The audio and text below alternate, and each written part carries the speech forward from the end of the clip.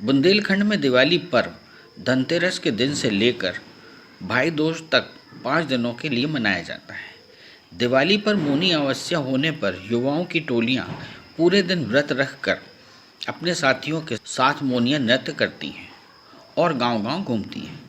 बताया जाता है कि इस नृत्य में लोग सहरा भी खेलते हैं। इसे बुंदेलखंड का प्रसिद्ध लोक नृत्य भी माना जाता है। इसे दिवाली के अगले दिन ही खेला जाता है। इस दौरान मौनियां मोर पंख लेकर पैरों में घुंघरू बांधकर नृत्य करते नजर आते हैं। यह वर्षों पुरानी परंपरा की याद ताज़ा करते हैं। बुंदेलखंड में यह मौनिया नृत्य वर्षों से खेला जाता है। इस दौरान ढोल नगाड़ों का संगीत विशेष आकर्षण होता है। ऐसा बताया जाता है कि मौनिया टोलियां मौनी अमावस्या पर व्रत रखकर लगभग 12 गांवों के भ्रमण पर निकलती हैं। इस दौरान गांव को घेरने की परंपरा निभाते हुए टोलियों में नृत्य करते हुए साथ चलती हैं। बताया जाता है कि 12 वर्ष तक लगातार नृत्य करने के बाद कृष्ण भगवान की नगरी मथुरा वृंदावन जाकर भगवान के दर्शन करने के बाद इस व्रत को तोड़ने का विधान है। फिर नई युवा टोलियां तैयार होती हैं और यह परंपरा निरंतर चलती रहती है। इस लोक नृत्य को लेकर शास्त्रों के कई मत हैं। लोगों का कहना है कि यहाँ पर पास ही में रणछोड़ धाम है, जहाँ पर भगवान श्री कृष्ण का आगमन हुआ था। इसीलिए यहाँ पर कृष्ण की लीलाएं चलती रहती हैं।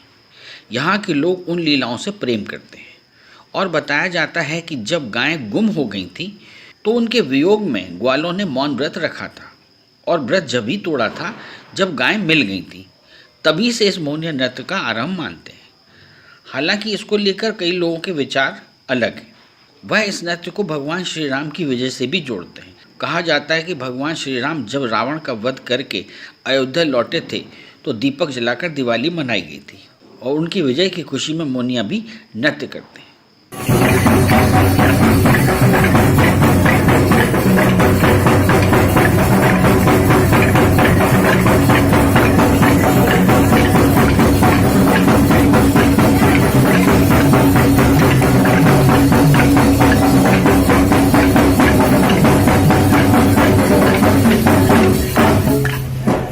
ये शास्त्रीय मत के विधान से ये सब कार्य होता है और चूँकि ये बुंदेलखंड का माना हुआ पर्व है, बुंदेलखंड के लोग जो है कृष्ण से जुड़े हुए हैं। पास में ही रणछोड़ धाम है, कृष्ण का यहाँ आगमन हुआ है, तो कृष्ण की यहाँ विशेष जो है लीला जो है चलती है, उनकी खेली जाती है, उनसे प्रेम करते हैं लोग। जहाँ तक आपने मौन व्रत का जो है कहा है, तो शास्त्रों का ऐसा मत है कि जब गायें गुम हो गई, गायें चली गई, तो उसके वियोग में सभी ग्वाल वालों ने मौन व्रत को रखा और जब तक वो मिली नहीं तब तक वो मौन व्रत धारण करते रहे।